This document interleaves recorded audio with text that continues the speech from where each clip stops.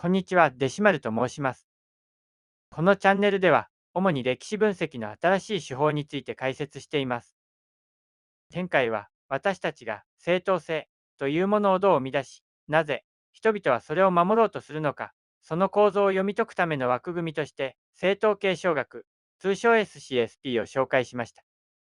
SCSP は分析のための仕組みです。善悪は判断しません。ですが、こうは思った方はいませんか？分析するのに判断しないってどういうこと？分析っていいか悪いか判断するものじゃないの？デジタル大辞典によると、分析とは複雑な事柄を一つ一つの要素や成分に分け、その構成などを明らかにすることであり、判断とは物事の真理、善悪などを見極め、それについて自分の考えを定めることで、どちらも物事に対して使用される言葉ですが、その意味も役割も違います。物事を考える際は、分析をして、判断、それから評価の順番で行うものです。というわけで、今回は、そもそも分析とは何かについて一緒に考えてみましょう。分析って何？例えば、目の前にリンゴがあったとします。私たちが普段何気なく行っているリンゴだという認識も、実は脳の中で高速な分析と判断のプロセスを経て行われています。丸い、赤い、甘い匂いがする、皮がある、軸がついている。これらはリンゴの要素です。これらの要素を一つ一つ認識し、これは食べ物である、これは植物の一部である、といった情報を総合して、リンゴという構成を明らかにすることが分析です。この段階では、まだ、このリンゴは美味しい、このリンゴは腐っている、といった判断は下していません。次に、そのリンゴを手に取り、一口かじったとします。シャキッとした歯ごたえだ。甘くて酸っぱい。香りが良い。これらの分析結果から、このリンゴは美味しいという判断を下します。あるいは、芯が腐っている、虫がいるといった分析結果から、このリンゴは食べるべきではないという判断を下すかもしれません。そして、最後に、とても美味しいのでまた買おう。もう二度と、この店では買わないという評価につながります。このシンプルなリンゴの例でもわかるように、分析は物事を細かく分解し、その構造を明らかにする行為であり、それに続く判断は、その分析結果に基づいて、いいか悪いか、正しいか間違っているか、という自分の価値基準を適用する行為なのです。分析をせずに判断していませんか？例えば、あなたがニュースで、ある国の映像を見たとしましょう。その国の人々が民族衣装を着ていて、言語も文化もあなたと違っていたとします。そこで、遅れているな、とか、野蛮だ、と思ってしまったとしたら、それは分析ではなく、単なる判断です。あるいは、別の国では、人々がアルファベットを使い、モダンな服を着ていたとします。それを見て、この国は文明的だ、先進的だ、と感じたとしたら、それもやはり、分析ではなく判断です。つまり、その国が何を継承してきたのか、その服装や制度や価値観がどのような起源を持ち、何を大切な本質としてエッセンスを受け継いでいるのか、そういったことを調べる前に評価してしまっているのです。それはまるでクジラを見て魚だと決めつけるのと同じです。クジラは魚じゃない。見た目だけで言えば、クジラは完全に魚のように見えます。水の中を泳ぎ、ヒレがあり、鱗はなくてもツルツルしていて、まさに魚っぽい。でも、クジラは肺で呼吸します。出産も卵ではなく胎生で、親が赤ん坊に母乳を与えます。つまり、外見だけで判断していたら間違うということです。クジラはれっきとした哺乳類なのです。これは分析というものがどれほど大切かを物語っています。そして、分析の前に判断をしてしまうことの危険性も。SCSP も同じです。SCSP、正統継承学は、国家や文明を見た目や印象で判断するのではなく、その内部にある継承の構造を分析するための手法です。見た目が近代的だから西洋的、民主制だから先進的、アルファベットを使っているから自由主義。こうした分類はあくまで外見の一致でしかありません。SCSP ではそこに何を継承してきたのかという中身の構造を見に行きます。例えば、インドやインドネシア、シンガポール。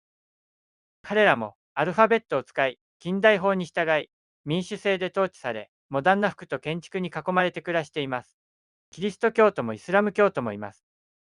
表面的な情報だけで判断すると、彼らを欧州の一部と判断してしまうかもしれません。しかし、当然ながら、これらの国々は西洋的な外見を持ちながらも、内面には全く異なるコアを抱えています。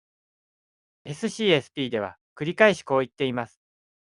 判断は分析の後に、そしてその判断すら評価のための中間点に過ぎません。なぜ分析と判断を分けるのか。なぜ SCSP ではこの分析と判断を厳密に分けることを重視するのでしょうか。それは特に人間社会の複雑な問題を考える上で、この区別が極めて重要だからです。私たちは普段無意識のうちに分析と判断を同時に行ってしまっています。例えばニュースで紛争の映像を見たとき、すぐに B 国が悪い、C 国は間違ったことをしていると感情的に反応してしまいがちです。しかし SCSP が目指すのはこの色眼鏡を一旦外すことです。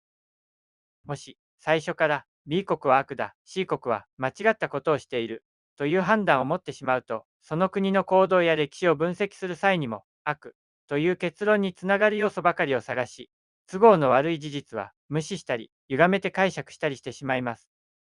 これでは真の理解にはつながりません。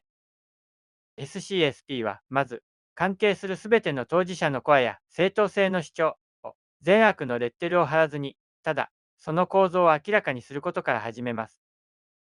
例えば、ある国が自国の安全保障のためと主張して軍事行動を起こしたとします。我々の価値観からすれば、侵略だ、間違っていると判断するかもしれません。しかし、SCSP では、まず、彼らがなぜそれを安全保障とみなすのか、その主張の背後にある彼らのコアは何なのか、歴史的に何を継承しているのかを分析します。この分析の段階では、彼らの行動は正しいとか間違っているという判断は保留します。ただ、こういうコアがあるから、こういう行動原理になるという構造を明確にするのです。理解は同意ではない。ここで最も大切な概念が、理解とは同意ではないという点です。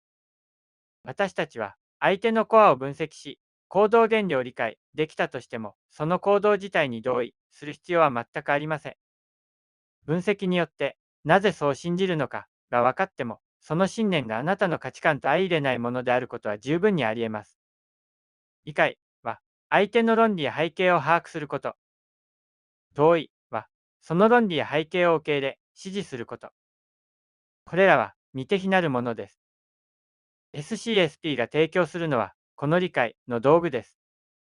相手を理解できない存在として悪魔化するのではなく、なぜそう信じ、行動するのかを分析し、その構造を明らかにすることで、いたずらに恐怖したり、感情的に反応したりすることを避けることができます。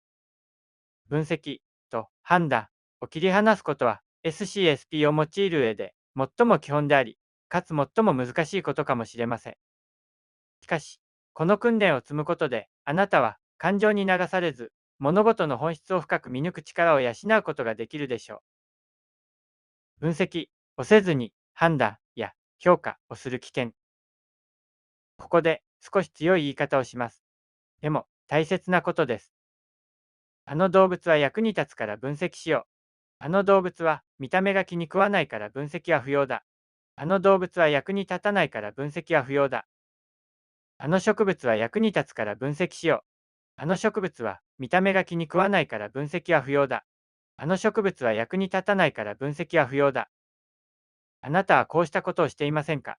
役に立つものだけ、意味のあるものだけ分析すればいい。いちいち分析するなんて面倒だ。確かにその通りです。でも、こう言い換えてみるとどうでしょう。あの国は役に立つから分析しよう。あの国は見た目が気に食わないから分析は不要だ。あの国は役に立たないから分析は不要だ。あの民族は役に立つから分析しよう。あの民族は見た目が気に食わないから分析は不要だ。あの民族は役に立たないから分析は不要だ。あの人間は役に立つから分析しよう。あの人間は見た目が気に食わないから分析は不要だ。あの人間は役に立たないから分析は不要だ。これを聞いて違和感を覚えなければ危険です。判断が分析よりも先にあるとき、人は差別や戦争さえ正当化してしまうからです。SCSP の立場を説明します。SCSP、すなわち正統継承学は、この順序を守るための学問です。判断は分析の後に、私たちは正しいか間違っているかを測題しません。まずはその共同体が何を起源とし、何を継承しようとし、何を核としているか、その構造を丁寧に見ていきます。それができて初めて、私たちは違いを乗り越えて共に考えることが可能になります。まとめ、SCSP が目指すものとは、本日のまとめです。分析とは、物事を要素に分け、その構造を明らかにすること。判断とは、分析結果に基づき、自分の価値基準で真偽や善悪を見極めること。そして、評価は、その判断を経て、最終的な結論を出すことです。SCSP では、特に人間社会の複雑な問題において、この分析と判断を厳密に切り離すことを重視します。なぜなら、感情や偏見、固定観念という色眼鏡をかけたままでは、物事の真の構造を見誤り、真の理解には到達できないからです。SCSP の目的は、理解とは同意ではないという原則のもと、相手の声やその正当性を善悪のレッテルなしに分析することです。これにより、私たちは異なる価値観を持つ人々を理解できない存在として悪魔化することなく、彼らがなぜそう信じ、行動するのかという根源的な理由を冷静に把握できるようになります。分析をせずに判断することは、差別や戦争さえ正当化しかねない危険な行為です。SCSP は、この危険を回避し、判断は分析の後にという秩序を守るための学問なので、この順序を守ることで、私たちは初めて互いの違いを乗り越え、真に共に考え、共存するための道を模索することが可能になります。このチャンネルでは、今後も正統継承学、すなわち、スタディース・オブ・コア・サクセッショナル・プリンシポース、通称 SCSP について解説していきます。興味のある方は、ぜひチャンネル登録をお願いします。SCSP やアナリストを使ってみての感想などもお待ちしています。